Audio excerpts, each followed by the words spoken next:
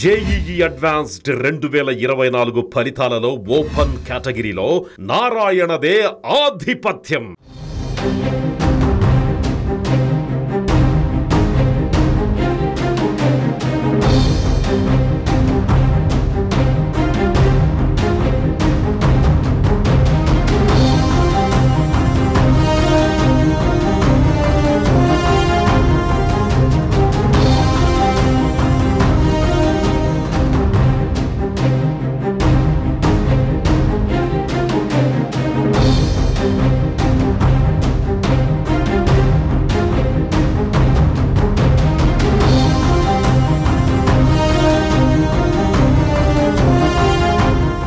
ఏపీలో అధికారం చేపట్టిన కూటమి ప్రభుత్వం ఎన్నికల్లో ఇచ్చిన హామీలను ఒక్కొక్కటిగా నెరవేరుస్తోంది.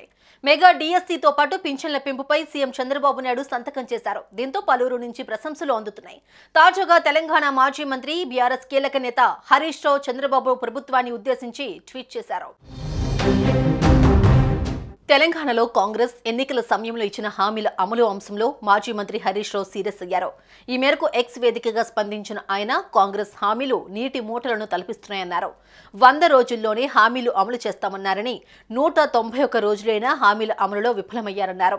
పక్క రాష్ట్రం ఏపీలో అధికారంలోకి రాగానే ముఖ్యమంత్రి చంద్రబాబు అన్ని రకాల పింఛన్లు పెంచితే ఒరిస్సా ముఖ్యమంత్రి వరి కనీస మద్దతు ధర క్వింటాల్ 3,100 రూపాయలను చేస్తూ నిర్ణయం తీసుకున్నారని గుర్తు చేశారు.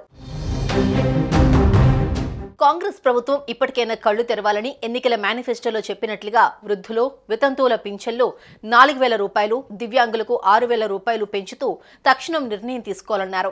10% పండించే సన్న వడ్లకు 500 రూపాయల బోనస్ ఇస్తామని చేతులు దులుపుకున్న కాంగ్రెస్ పార్టీ ఎన్నికల హామీలో చెప్పినట్లుగా అన్ని రకాల వడ్లకు బోనస్ ఇస్తామని ప్రకటించాలని బీఆర్ఎస్ పార్టీ పక్షాన డిమాండ్ చేస్తున్నామన్నారు. ఎన్నికల మేనిఫెస్టోలో చెప్పిన 6 గ్యారంటీలు, 13 హామీలను వెంటనే అమలు చేయాలని డిమాండ్ చేశారు. సుమన్ టీవీలో మీ పర్సనల్ అండ్ బిజినెస్ ప్రమోషన్స్ కోసం కింది నెంబర్కి కాంటాక్ట్ చేయండి.